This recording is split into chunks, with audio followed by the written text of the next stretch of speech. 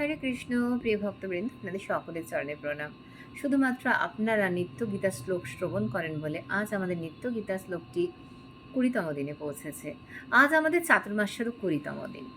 এবং আপনাদের অনুরোধ করব, যারা এই ভিডিওটি দেখছেন, গীতা শ্রবণ করুন। প্রতিদিন 5 মিনিটের বেশি সময় লাগে না, কিন্তু এই গীতা শ্রবণ আমাদের জীবনকে আরও বেশি মঙ্গলময় করে তোলে। আমাদের জীবনের সকল সমস্যার সমাধান হলো এই গীতার জ্ঞান। আজ 30 নম্বর শ্লোকে অর্জুন কি বলছে আমরা শ্রবণ করব। ন চাশকনমি অবস্থাতুম ভ্রমতিব চ মে মনঃ নিমিত্তানি চ পশ্যামি বিপরীতানি কেশব। অনুবাদ: অর্জুন বলছেন, হে কেশব, আমি এখন আর স্থির থাকতে পারছি না।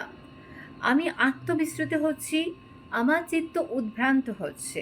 হে কেশিধানুভন্তা শ্রীকৃষ্ণ, আমি কেবল অমঙ্গলসূচক লক্ষণসমূহে দর্শন করছি। অর্জুন যুদ্ধক্ষেত্রে আত্মীয় স্বজনদেরকে দেখে শুধু অমঙ্গলসূচকই সব দর্শন করছে। আসলে অর্জুন মোহাচ্ছন্ন হয়ে পড়েছেন। 28 থেকে 30 নম্বর শ্লোক অবধি আমরা দেখব অর্জুন করুণার বশবর্তী হয়ে যুদ্ধ করতে চাইছেন না। তিনি মোহগ্রস্ত হয়েছেন এবং ভগবান স্বয়ং অর্জুনকে মোহগ্রস্ত করেছেন, যাতে অর্জুনকে তিনি গীতার জ্ঞান দিতে পারেন এবং তার মাধ্যমে আমরা এই গীতার জ্ঞান অর্জন করতে পারি। নইলে অর্জুন তো ভগবানের পার্শ্বদ না, তার তো মোহগ্রস্ত হওয়ার কথা নয়। তিনি তো সবসময় ভগবানের সঙ্গে থাকেন।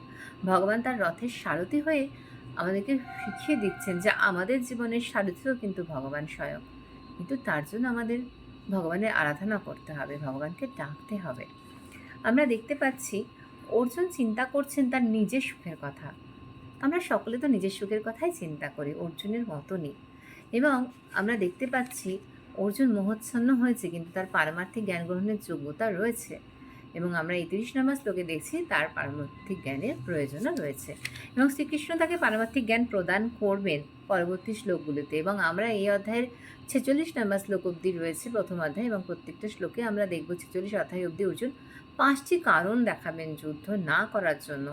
এবং 28 থেকে 30 পর্যন্ত তিনি যে করুণার জন্য যুদ্ধ করতে চাননি, সেটা আমরা আজকে কমপ্লিট করলাম। কাল আমরা 31 নম্বর শ্লোকটি শ্রবণ করবো। হরে কৃষ্ণ, হরি বল। আপনাদের সকলের চরণে প্রণাম।